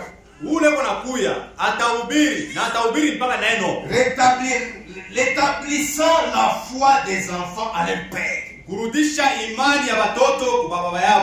Haiko nendesha mpaka kazi ya mnabii. Il continue toujours l'œuvre du prophète. Njoo ule atakuya. Celui qui Sasa vient ule là. alikuya frère bado kasazana. Il est venu. Ule vile message ya chanika. Voyez comment le message est. Mnaona vile message ni jambo Kongo. Voyez comment le message est entré au Congo. Frère kama alikufa. Le frère Anaacha hii message mu mabande. Il a laissé ces messages. Akwe kushida hata moja. Il n'y avait pas de brochure. Kulikuwa hapana na vitabu mwa walifanyaka Il y avait maaseso. seulement des Mema broshiri ya mingi. d'autres Kisha yeye kufa Frère, frère. sa mort, mon frère. Na mamwaye yake. Le frère Franck par ses moyens. Njoo wanapatana wanafanya wanaanza kuiweka sasa kwa mabroshiri. Ils se sont convenus pour mettre des Ya balles kutuma chakula dunia mzima yenye yani. pour envoyer la nourriture dans le Ile monde kazi entier. yote unachambula. Toute cette œuvre-là, toi tu Unasahau. tu méprises. Parfois sema Shekina na yeye anze. Pour que chez La voix de Dieu anze. la voix de Dieu commence. Nani kilianza wapi? Ça a commencé par où? Na Mkongo parfois tupate Et message. au Congo, pour Ni que bana ça kwenye soit des message messages. Mkongo. Qui sont ceux qui ont Ni trouvé Alexis ça dans le Balier na Congo? Frank. C'est Alexis Ballet et le frère Franck. Sasa wewe unakataa? Maintenant toi tu refuses. Unachambula sema sitamsomaka Mais kama je dis que je ne peux pas lire les lettres circulaires. unaikosea njoo wewe moja. Là, tu te causes du tort toi-même. Au kosea mtu. Tu n'as pas abusé d'une personne. Non? Unaikosea njoo wewe Tu t'es moja. abusé toi-même. Non? Tuko endelea. Nous continuons. Unaenda mubroshiri ni. Nous entrons dans Acceptez la foi à laquelle Dieu a pourvu au temps de la fin.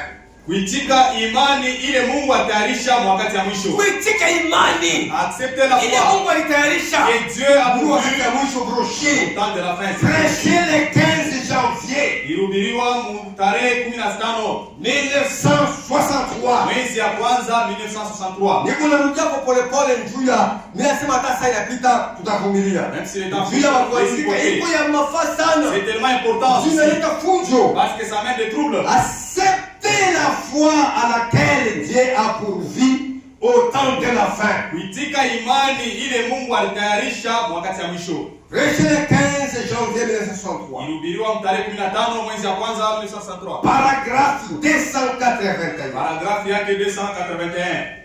Maintenant, Sasa l'heure arrive wakati inafika où quelque chose va se passer. mule kitu fulani kinapaswa kufanyika. Le message ira vers une autre nation. Ujumbe itaenda kwa taifa ingine. Haitakuwa tena kwa Amerika. Tena pia na Amerika. Itatoka itaenda kwa taifa ingine njoo kwa pale itakuwa Allemagne. C'est pourquoi c'est parti en Allemagne. C'est le prophète qui dit. Asema hii message. Ces messages Itatoka mwi va taifa. quitter cette nation. Itaenda taifa ingine. Ça ira dans une autre nation. Vyote Mungu ataisha vyote Dieu frère. avait tout préparé. Hakuna kitu kile kiko wazaa. Il n'y a pas une chose là qui est kwa bure. À un autre peuple. Kubatu bengine. L'église en Amérique, pour ainsi dire, est appelée. Kanisa kule ku Marekani vile banaita. Sema itaenda sasa hii message. Ce message il va Utaifa ingine. à un autre peuple. Njoo kwa maana. C'est pourquoi J'ai trouvé message nenda kwa Allemagne. ils se sont retrouvés le message. Le frère Franck a relais. Le frère Franck a pris le relais Njoo message qui atteindre objectif yake. pour que ce message puisse Sasa wakati ya ibeba, watu wanakatala. les gens ont Watu refusé. wanakatala. Ils ont refusé. Unaona message zinabakia Vous sasa. voyez comment le message Unaona désordre le message. Mais si tulimpokea frère, nous qui l'avons Tuko mjua chemin. nous sommes munjia ilikuwa sawa njia yenye kunyooka frère. dans le droit chemin. Ndio kwa maana C'est tuko pourquoi na chakula yenye kuendelea. nous avons la nourriture au grand complet. Famille ile kwa njala. Beaucoup sont dans la famine. Tutasoma tena broshiri nyingine. Nous avons lu notre brochure. L'esprit de vérité, Roho ya ukweli. prêché le 18 janvier 1963. Ilihubiriwa mtarehe 18 mwezi wa kwanza. Hii mambo yote yanza hii tunasoma ilifuatana na hii. C'est qu'on a vu, ça s'est suivi avec ce que nous venons de lire. Hii ilikuwa le 15 janvier 63. Là-bas c'était le 15. Hii le 18 janvier 1963. Ici c'est le 18 janvier. Ni mashuhuda kufuatana frère. C'est dans les jours qui se suivaient là. Anaanza kushuhudia hii mambo. Il témoignait de ces choses. Paragraphe 20. Au paragraphe 20. Je suis ici maintenant. Ni kwa hapa sasa. Je ne sais pourquoi. Na nishiwe nijua nini? Je ne fais qu'attendre. Ni kupanga na ongojea. Peut-être que c'est le temps pour moi de rentrer à la maison. Saa zingine ni wakati juu yangu ya kurudia kunyumba. Où on dirait que c'est vraiment cela. Au unaweza kusema kama ni vya kweli Si ni c'est vile. le cas, Kama ndio vile il se lèvera après moi kutanamuka nyuma yangu quelqu'un qui continuera avec les messages. mtu ule atendelesha na hiyo ujumbe, Ce sera une personne étrange. na itakuwa ni mtu moya wa kigeni, Mais lakini il se lèvera après ceci atanamuka kisha hili et continuera avec les messages. na atendelesha na hiyo ujumbe. Écoutez-la. Mumushikie Tant que c'est scripturaire, kama ni vya kuandikiwa accrochez-vous. na mubikamate. Unasikia vile anaanza kuleta makonseil. Comment il donne les conseils. Analeta makonseil ya mengi. Wakati tumezo ingia msema. Quand notre frère Babiki wanakuelezete. beaucoup l'ont rejeté. Abakwende kuvumbula. Il ne Unaleta découvrait pas kusema mambo gani? les prophètes, qu'est-ce qu'il avait Tuko dit. mwenye kanisa na shindo kwa forme. C'est pourquoi l'église échoue d'avoir Tuko des formes. kwa mwili unité de l'esprit. Pour qu'il soit mwili mmoja wa Hapo roho. wengine sema tuko wa frankiste. D'autres disent que nous sommes des franquistes. Hapo wengine sema tuko wa branamiste. D'autres nous sommes des Akeba franquistes. ya mruye. C'est-à-dire, par Nini? pourquoi Hapakuwa apele na Mungu. ils n'étaient pas appelés de Dieu. Bali tingisha mkazi ya Ils Mungu. se sont glissés dans l'œuvre de Sasa Dieu. tingisha mkazi ya Mungu. Comme ils se sont glissés, Waleta fujo. ils ont amené des troubles. Brochure nyingine. Et notre brochure, Tournez les regards vers Jésus. kugeuza macho yenu kuangalia kwa Yesu. Prêchez le 29/12/1963. Ilihubiriwa mtarehe 29 mwezi wa 12 1963. Paragraphe 242. Paragraphe yake 242. Ya Suisse. Et tradition de Suisse. Hii tradition ya Suisse. Mais tradition ya Canada La tradition du Canada, ni 321 c'est au paragraphe 321. Ah. Tu unaweza kupata hii paragrafu unasoma pale uipate ya Mswiss iko mkara paragrafu iko mu 400 M242. Tradition de Suisse, paragraphe 242. Même tradition ya mu Canada Tradition de Canada, iko mu c'est au 321. niveau de 321. Inasema hivi. Il est dit ceci. Et si je suis en train de poser une fondement, Na une kama, fondation kama ni kunaweka msingi, sur laquelle un autre doit venir, yule msingi mwingine ndiye atakuja hapo tena. accorde-nous. Utusaidie huko. Seigneur, Wewe Bwana. que ceci arrive bientôt. Na hivi mambo ifike sasa. Que la parole puisse être accomplie. Na neno ipate kutimilika. Je le désire de mon cœur. Mimi naitamani kwa moyo wangu. Et de voir ta parole accomplie. Na kuona neno yako kutimilika. Ça inachofa déjà. Le temps avance. Mbele hii ni matemoignage mnapata. Ici, ce sont les témoignages reçus. Mnapata matemoignage. Vous avez reçu les Ya témoignages. kuliwa sema Pour savoir nous que- sommes dans le vrai. Tout comme vya kweli. Ule kuna confusion juu ya frère Frank. C'est lui qui a la confusion concernant le frère Franck. Kama unaendelea mu confusion, Si tu continues dans la confusion, ni kazi yako. là c'est ton affaire. Ni kazi yako C'est frère. ton affaire, mon Ndio frère. message Le message, tulipresente on a présenté kile Mungu alifanya ce que Dieu a muri fait wakati dans ces temps. ndugu plan yake bintu endelee. Ou dans son plan, Alituamsha quelque chose avance. Josué mwingine. Il a suscité un autre Ule Josué. Josué walimpointe kwa mnabii Et alipata Josué message. était pointé par les prophètes à qui on a donné le message. Toko maana tuko naendelea C'est pourquoi nous njia ya continuons kunyoroka. dans le droit Toko chemin. maana mshichoke kama wale mizarau. C'est pourquoi les Oh, prophètes kile kiba bebe Pentecôtiste. Amuja hivyo kitu. Vous Ni connaissez bien. intimidation frère. C'est juste Ni kuniogopesha. shetani kunapenda C'est le kukongopesha. diable qui veut vous Uko intimider. na kitu mumikono Vous unapenda avez kunyoroka quelque yako. chose dans la main, il veut vous ravir. Wewe ndio kuna kitu. C'est vous qui avez la chose en main. Ndio kwa maana C'est pourquoi tubambe frère. Tenons. Hatujue pengine kanisa kama tutaishi na mwisho Nous ne tunaingia. savons pas si nous allons terminer la Tuko construction. kumwisho. Nous sommes à la fin. Chakula frère, Dans baliweka le mdepo. Et dans le dépôt, Wakukabula na yeye, Les alikuya, distributeurs est venu. anakabula anaenda. il a distribué. Chakula ile mdepo tena iko mikono La yetu. nourriture n'est pas dans le dépôt, c'est entre nos mains. Chakula ile tena mdepo frère. La nourriture n'est plus dans le dépôt. Iko mdepo, c'est vraiment wale magazine mdepo. Les frères ont magazine mdepo. Il a magasiné. Kisa depo ile yana. Après que les dépôts sont Vile faits, yana. c'était complet. Anaacha fwash. Il a laissé Na la place. upema ile kukabula dunia Les mzima. distributeurs, Na yeye anabeba ile depo. il a pris Anaanza le kwenda dépôt. kukabula. Il a commencé à Ndio kwa maana distribuer. frère Frank alitembea sana. C'est pourquoi les frères Franck Frère ont Branham beaucoup alitembea distribué. kitu 18 pays. Les frères avaient parcouru presque 18 pays. Mais Frank alitembea 175 pays. Les frères Franck ont parcouru presque 175 pays. Juu ya nini? Pourquoi? Alikuwa na tashi munene Il avait ya une grande kukabula chakula. Allait distribuer la Juu ya nourriture. tendre dunia Pour mzima. que ça atteigne le monde entier. Hapa inatendre dunia Pour mzima. que ça atteigne le monde entier, Inapasha kumujika. il faut qu'il se répond. Aina ye. Ce n'est pas lui. Batamkuta mzima On va bana. retrouver Bakute hii kazi. On retrouve ce Tunatumika kwa travail. kipaji yayo. On travaille comme on l'a Wao laissé. walisema tutakufuata. Oh, on a dit qu'il ne pourra pas. On va le trouver comment? Ni ujumbe. C'est ce message. Wataikuta. On va le Tuko retrouver. natumika shibote. Nous tous en train de travailler comme Tuko on a été fidèle. annoncé. Nous sommes Bamini fous. Tuko fidèle pili Nous basi. sommes Bamini français qu'on a laissé. Na shi tuko baserviteur fidèle. Nous aussi, nous sommes Bamini Ninakumbuka fous. tuliendaka na mtumishi wa Mungu ndugu Kembe. Wakati Frère Frank alikujaga ilikuwa kama ni entre 2007 entre 2009 à 2008. Je me rappelle quand je suis venu en 2009, bien Kwa Lubumbashi. à Lubumbashi. Na tulifanyishaka ile mkusanyiko mstadi ya Mshakamini. Cette réunion avait eu lieu dans le stade de Chikamine là-bas. Kulikuwa mtumishi wa Mungu Frère Didier wa France. Il y avait le secret de Dieu, frère Didier de Suisse. Frank kwa sababu mimi niko ushuhuda ila kwa kile Frank akasema mimi niko Franck ushuhuda. est là, il dit que moi je suis témoin. Mimi nilienda nilifanya nguvu mimi nenda kuona bale benye ba Sotman na Bankswood. J'ai fait tous les efforts pour aller voir Sotman et Backwood. Nibaulize hiki Frank kwa nasema kama ni kweli. Les demander concernant ce que dit Franck, c'est la vérité. Yeye alibapointer sasa nifanya nguvu mimi nenda kubaona. Parce que lui les a pointés. Mimi bauliza eske mkoba shuhuda wakati Frère Branham kwa tafsiri ndo. Je lui ai demandé, vous étiez témoin quand le frère Branham Asema intervenait. ndio Ils ont dit que oui, nous étions parlés. Asema pourquoi sasa moyo muamini hii ujumbe. Pourquoi vous ne pouvez pas ce message? Asema tu Frank achamini asema Branham c'est notre Seigneur. Parce que Franck ne croit pas que Branham Joe Bwana est Unaona kule ndianza kwenda. voyez là où ça va. Unaona vile mafunzo doctrine Vous voyez comment les fausses doctrines ont commencé. ilianza Frère Branham akingali kivu mzima. Ça a commencé au survivant de Huyo Branham. Pullman ndio alianza 1960 anaanza mambo matonele. C'est Pullman qui a commencé en 1960. Pullman kwa Amerika Les tonnerres là en Amérique. anaanza mambo matonele. Il a commencé à faire des tonnerres, Pullman, en Amérique là-bas. 1960. En Avec 1960. ça shi. Et avant que nous soyons nés. Mais tunakuta ile mambo. Mais on a retrouvé ces Mais choses. comment tu les défends? Comment on défend cela?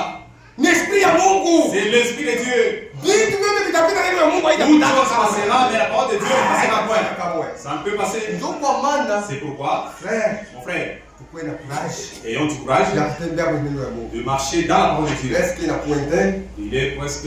Tutasoma mu Amos. Nous allons lire dans Amos. Amos chapitre 8. Amos 6 sura ya 8. Amos 8. Amos sura ya 8. Troisième rose. Commençons verset 11. Voici les jours viennent, Tazama siku zitakuja. dit le Seigneur éternel, Hivi Bwana Mungu anasema, où j'enverrai la famine dans le pays, mule nitatuma njaa katika nchi. non pas la disette du pain et la soif d'eau. Haina njala ya chakula cha mkate wala kiu cha maji. Donc kwa maana ilipasi kukwe chakula frère Il a wangu. fallu qu'il y ait la nourriture dans le Amos désert. wanaona deja mjana vile kuna kuja. Amos avait vu comment la famille Vile se watu réveille. watacha message. Comment les gens Watu abandonnaient le watacha message. neno. Ils abandonnaient la Amos parole. wanaona deja ile mambo. Amos avait vu cela. Vile kukula kwa njala. Comment il y aura la famine. Ilipasi chakula ikabuliwe. Il a fallu que la Wakati ya nourriture njala. soit distribuée au temps des famines. C'est pourquoi Wakabuli chakula mu wakati yenye on kufaa. distribue la nourriture au temps convenable. Spirituel au temps convenable. Ni mwi wakati. C'est dans ce temps-ci Ndio mlipasi sasa tufundishe hivi vitu. où il nous faut maintenant enseigner ces choses-ci. Bantu wa comprendre ni wakati ya njala. Et les gens Ni comprennent que wakati c'est leo dans bantu wa les message. familles où les gens du message, Message kulamuka sababu yoka. ça commence à pousser comme des champignons. Mais la faim et la soif d'entendre les paroles de l'Éternel. Lakini njala na kiu ya kusikia neno la Bwana. Haina njala imekuja. Et ce n'est pas la nourriture, Vile la kama faim wadepo pale ni njala. c'est la faim. Les paroles Maneno ya kweli, inabaki hapo. ça reste ici. Hatutamashema On Mungu. ne peut pas masser les mots. Amen. Mimi nimeandika sema hii mambo Mungu aniandika yeye mu 2003. C'est si Dieu m'avait dit cela en 2003. Ainsi dit le Seigneur pas Hivi kunyimba. Bwana anasema turudi na shaka. Chaque ya pasteur Avant que je sois pasteur, j'étais prédicateur dans une Inakuwa assemblée. nilikuwa nilisema kani ainsi dit le Seigneur J'avais kwa dit que hivi Bwana anasema écrivez. bali wanakumbuka wanaandika mu 2003. C'était en 2003. Ndio nilisema mpaka Que j'avais dit toujours dans mimi l'assemblée. nasema ni ainsi dit. J'ai fait hivi Bwana anasema. Hakuja kuwa tendance hata moja. Avant qu'il y ait des tendances chrétiennes. Tabernacle Hakuja chrétien. kuwa ta fausse doctrine Avant moja. qu'il y ait des fausses doctrines. Ile mambo mimi nilisema. J'avais dit cela. Bali walikuja kwa Ceux-là qui étaient présents connaissent. wakati matandasi leo tuna matabernacle ngapi? Aujourd'hui, on a combien de tabernacles ici? Mimi nasema Mungu Dieu merci. J'ai dit que Mungu. Avant ikuye alisema. Avant que cela arrive, il avait dit. Tuko maana tudute. C'est pourquoi on doute pas. Kama kile Mungu alisema kile cha Si conflit. c'est que Dieu avait dit ça, na furaha na nguvu. là nous avons la joie et la force.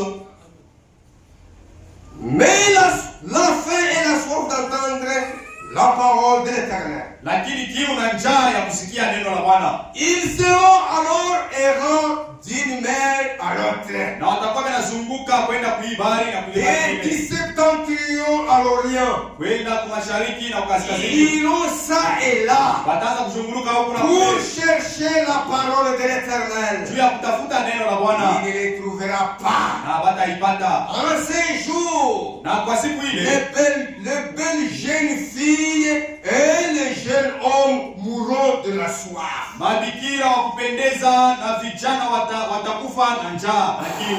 Ni mwi wakati wa mtu. C'est dans ce temps que nous faisons, vous et moi. Watu wanaenda mwi kanisa. Les gens partent dans Pengine kama wapate pour chakula. avoir peut-être la nourriture là-bas. Hawatapata mbesa. Wanaenda wanampresenter Branham. Là-bas, on représente Branham John Mungu. Anaenda huko. Il va là-bas ici. Pengine mwito mnapata. Et tu verras la nourriture. Nouvelle lumière. Oh, nous, Nous sommes lumière. sauvés par la grâce. Nous sommes sauvés par la Nous sommes grâce. vivants. En tout cas, Quand même, nous mourrons. Kesho tutakufa. Wanaanza kunywa. Il faut savoir Tuko nenda wapi? où est-ce que nous Nous sommes. sommes mwi wakati. C'est dans ce Mwi wakati. Dans ce temps, Kama wewe unaona sema hivi tuko nimeambia si vous voyez que c'est qu'on vous dit, kwako vikupendeza. pour vous ça ne vous plaît Niko na pas. ruhusa ya kuchakula. Vous avez le droit de faire le choix. Kile unaona kizuri C'est que vous kwako. voyez c'est que ça vous plaît. Ah, neno ya Mungu maforsa. La parole de Dieu en force personne. Tunajipresenter. On vous présente Mashere manani makonsei ya Mungu. les conseils de Dieu. Tunajipresenter. On vous présente Message. le message, Kile lisema. c'est qu'il a dit. Sasa mwe. Maintenant, c'est à vous. Mwenjo kama mtakamata imani Si mweke vous allez croire à cela, kama mtairepousser bien si vous allez rejeter, ile niangalie tena mimi ça ne me concerne pas. ile niangalie Ça ne Mungu me concerne pas Dieu. aiangalie watumishi Ça wa ne Mungu concerne pas celui de Dieu. inakuangalia mpaka wewe moyo. Cela vous concerne vous-même. Tutasoma mbele ya mwisho Nous allons lire pour terminer.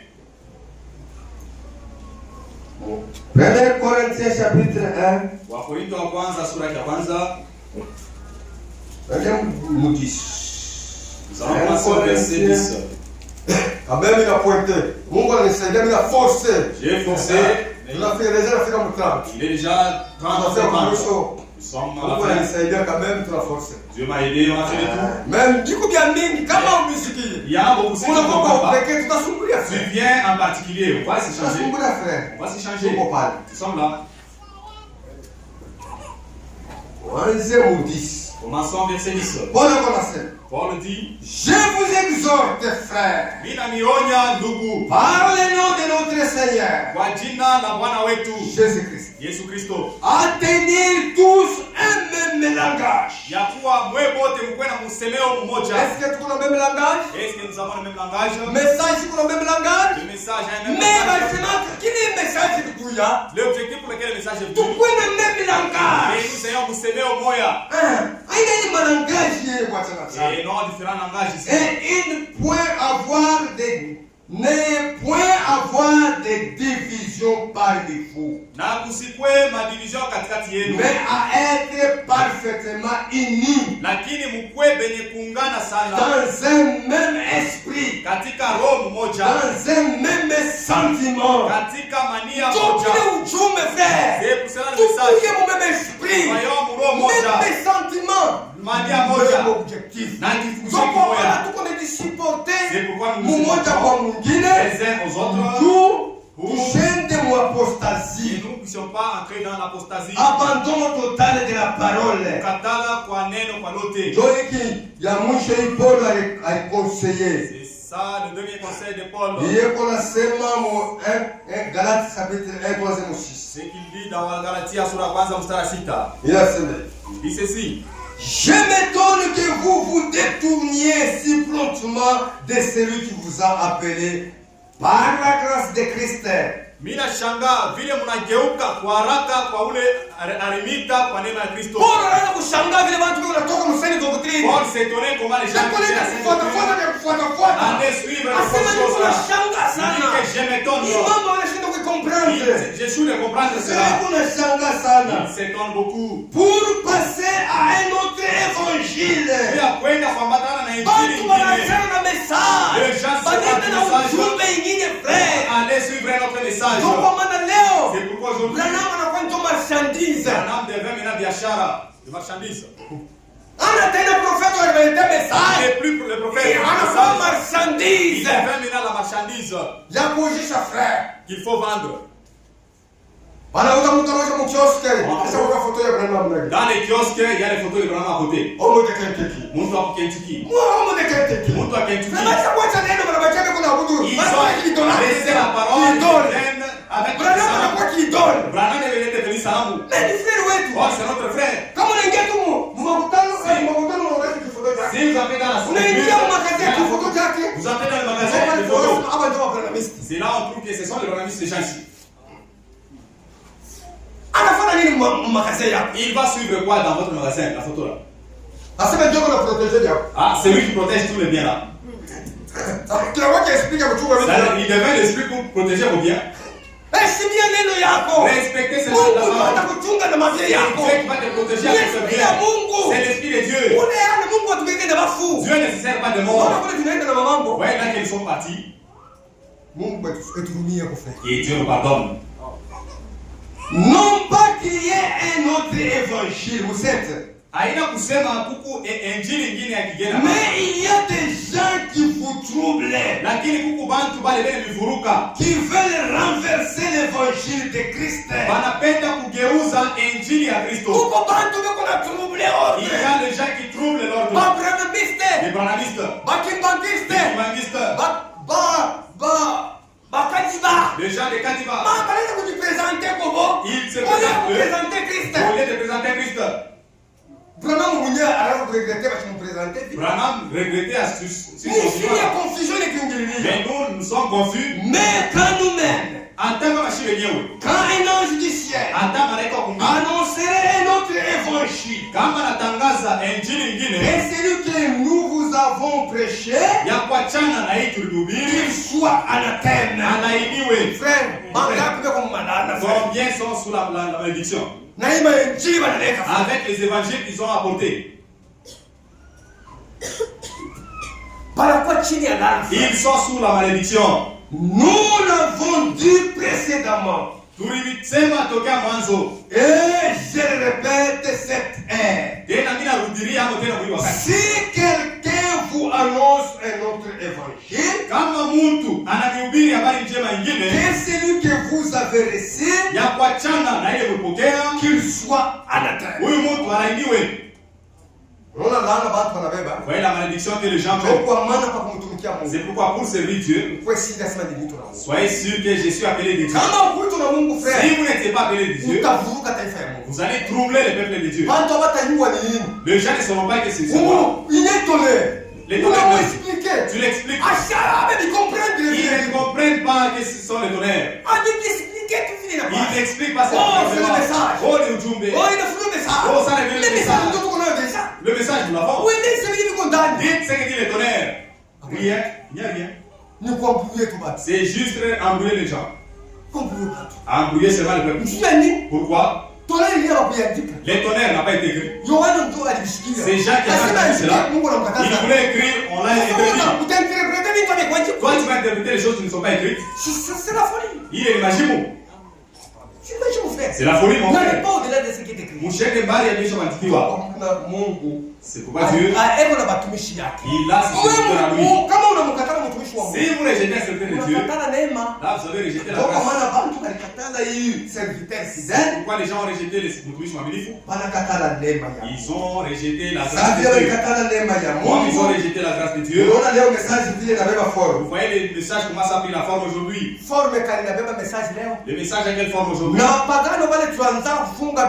Même les païens qu'on pouvait taire, aujourd'hui comment ça va parler? Vous, oh, c'est pourquoi? C'est nous qui avons quitté le chemin avec les connaissances là erronées. Nous avons quitté le chemin.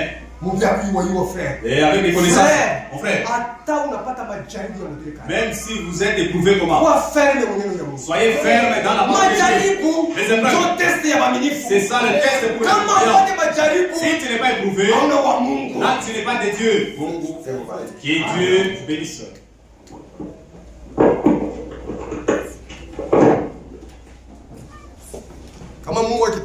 Si c'est la volonté de Dieu, nous allons ajouter dans le moment de Dieu.